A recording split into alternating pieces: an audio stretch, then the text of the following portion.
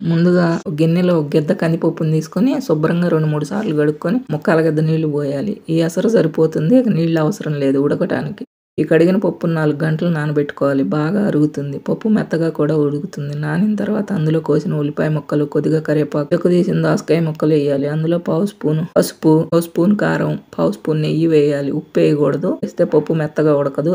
పప్పు ఉడికిన తర్వాత మాత్రమే వేసుకోవాలి. కుక్కర్లో నీళ్లు పోసి పప్పు గిన్నెను అందులో పెట్టి మూత పెట్టి 8 నుంచి 10 పూతలు వచ్చే వరకు ఉడికించుకోవాలి. చాలా మంది చాలా వరకు కుక్కర్లో డైరెక్ట్ గా పప్పు వండుతారు. ఒకసారి ఆలోచించండి. కుక్కర్లో వండి ఆ గిన్నెని సింక్ లో వేసినప్పుడు ఎంత బాగా కడిగినా హ్యాండిల్స్ వద్ద పోదు. ఆ ప్లేస్ లో బ్యాక్టీరియా ఉంటుంది. కాబట్టి సపరేట్ గా వేరే గిన్నెలో పెట్టుకొని కుక్కర్ లో పెట్టి వండుకుంటే శుభ్రంగా ఉంటుంది. ఆరోగ్యానికి ఆరోగ్యం. కుక్కర్ చల్లారిన తర్వాత బయటకు తీసి వెంటనే మెదపాలి. తర్వాత ఉప్పు వేయాలి. దించిన వెంటనే ఉప్పు వేస్తే పప్పు గట్టిగా అవుతుంది. మెత్తదనం పోతుంది. తర్వాత నిమ్మరసం పిండి కలుపుకోవాలి. ఒక గరిటెలో 1/2 స్పూన్ నెయ్యి తీసుకొని కాగిన తర్వాత ముందుగా మెంతులు, చిటికెడు ఆవాలు, జీలకర్ర, ఎండుమిర్చి, వెల్లుల్లి రెబ్బలు, కరివేపాకు, కొద్దిగా ఉల్లిపాయ ముక్కలు వేసి వేయించి పప్పులో కలుపుకోవాలి. అన్నంలోకి పావు స్పూన్ నెయ్యితో ఆవకాయ ముక్కను కలుపుకుంటే ఇంకా బాగుంటుంది. చపాతీల్లో కూడా బాగుంటుంది. మొత్తం మీద నెయ్యి 1 స్పూన్ మాత్రమే వాడుకోవాలి ఈ పప్పులో. ఇది మీకు నచ్చితే లైక్, షేర్, సబ్స్క్రైబ్, కామెంట్ చేయండి.